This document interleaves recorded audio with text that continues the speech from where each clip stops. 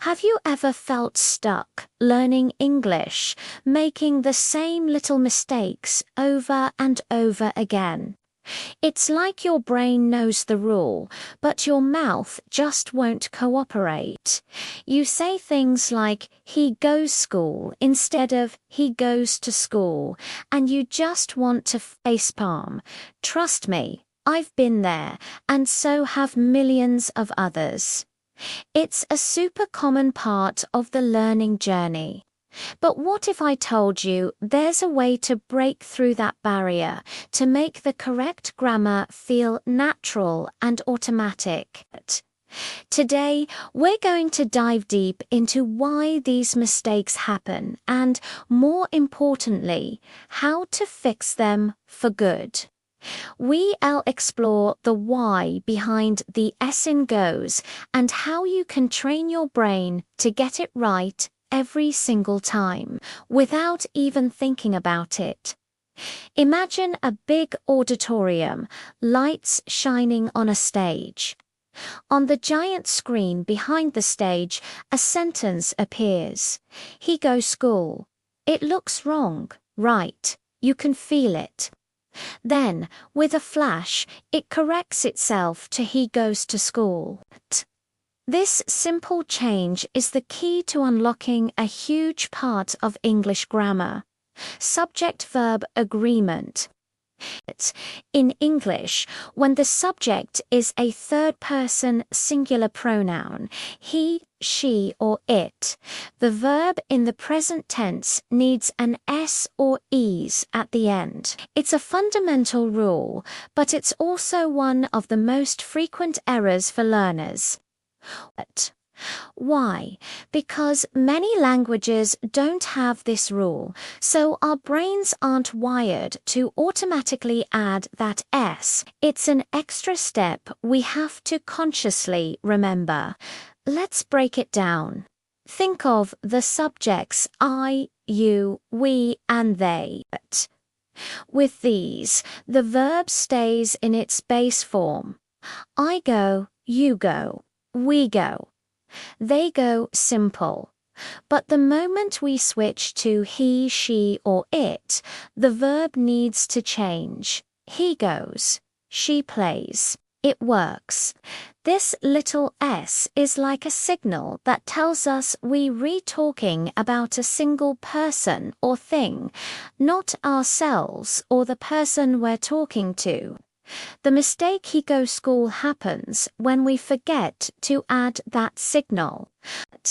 Our brain is on autopilot using the base form go that we use for most other subjects. It's a habit, and breaking habits is tough. So, how do we build the new, correct habit? Repetition is your best friend, but not just any repetition. You need to practice actively. Don't just read lists of verbs. Create your own sentences.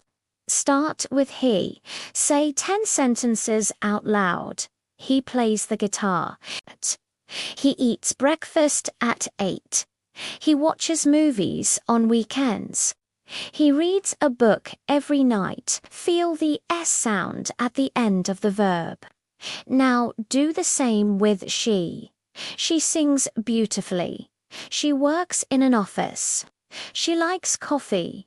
The more you say it, the more natural it becomes. This is called muscle memory for your mouth and your brain.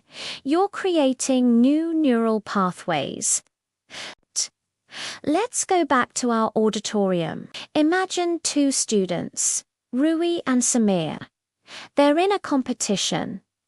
The sentence "she run fast" flashes on the screen. Rui, without hesitation, hits the buzzer. She runs fast. She exclaims. The screen flashes green. Correct. The crowd cheers. Samir, her biggest supporter, jumps up from his seat, shouting, "Yes. Go, Rui." He knows how hard she's practiced for this. Rui's success isn't magic. It's the result of consistent, focused practice. She didn't just memorize the rule. She internalized it. She made it a part of her spoken English. Now, it's your turn to be Rui. Let's do a quick fire round together. I'll give you a subject and a verb. You add the S or E's if needed. Ready? He worked. He works. They play. They play. No S there, she teaches. Notice we add E's after siet. It rains. We study. We study. How did you do? The goal is to get to a point where you don't even have to pause. The correct form just flows out. This active recall is way more powerful than passively listening. Another powerful technique is to find a grammar buddy, just like Samir is for Rui. Practice with a friend who is also learning English. You can correct each other in a friendly, supportive way. When you hear your friend say, "My brother lives in London," you can gently say, "Oh, your brother lives in London." Cool. This gentle correction in a real conversation is incredibly effective. It provides context and makes the rule stick.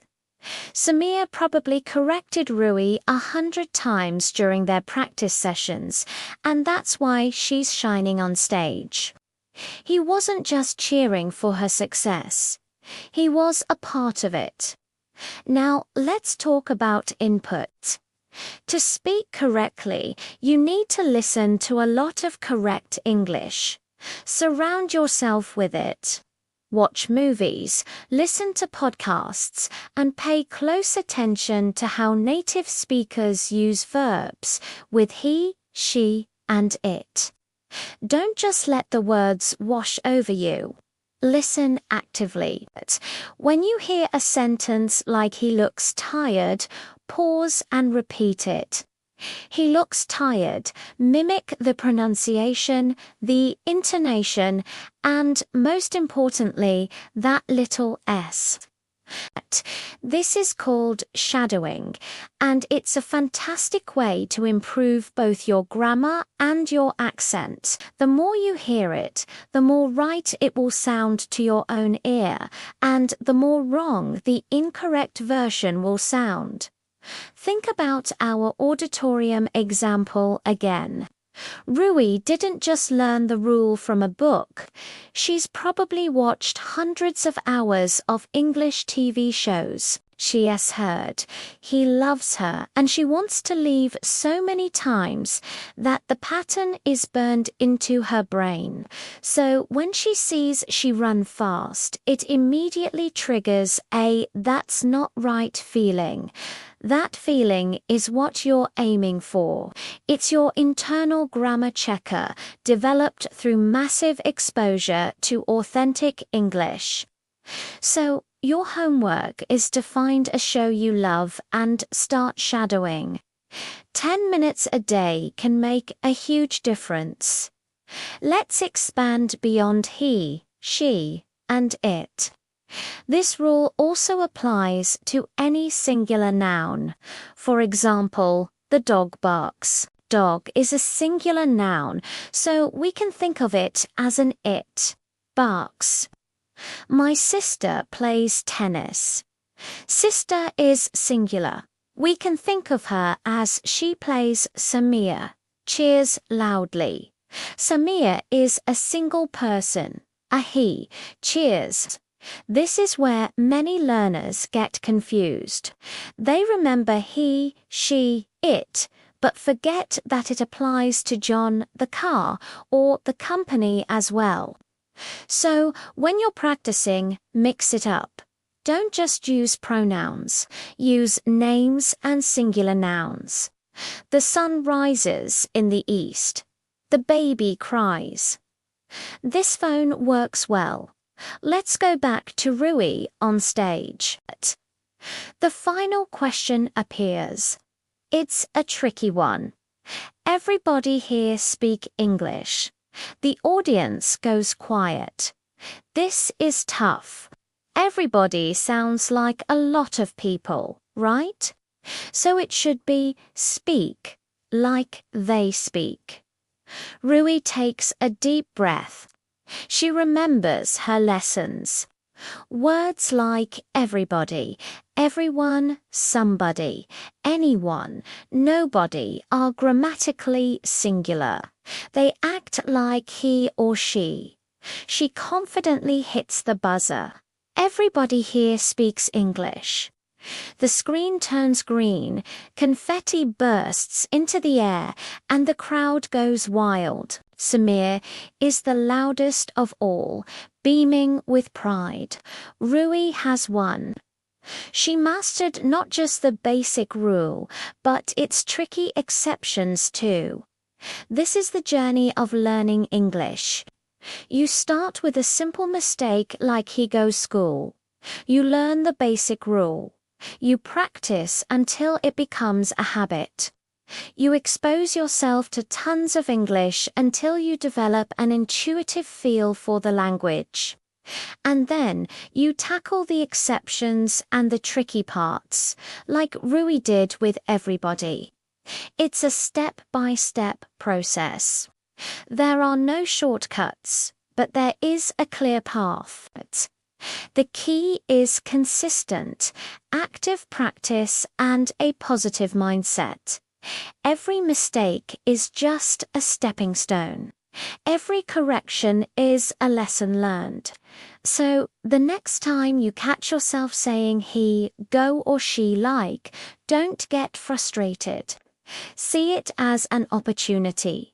Pause. Correct yourself out loud. He goes. She likes. Then say the correct sentence a few more times. That's how you turn a mistake into a moment of progress. That's how you build the habits of a confident English speaker. Just like Rui, you can stand on your own stage, whether it's a job interview, a presentation, or just a casual conversation, and shine. And you'll have your own Samir, maybe a friend or a teacher, or even just your own inner voice, cheering you on. Thank you so much for watching. I hope this deep dive into one of the most common English mistakes was helpful. Remember, practice makes progress. Don't just watch, do the exercises. Start shadowing today. Find a grammar buddy. You've got this. If you found this video useful, please give it a thumbs up, subscribe for more English learning tips, and hit that notification bell so you don't miss our next video. Keep practicing, and I'll see you in the next one.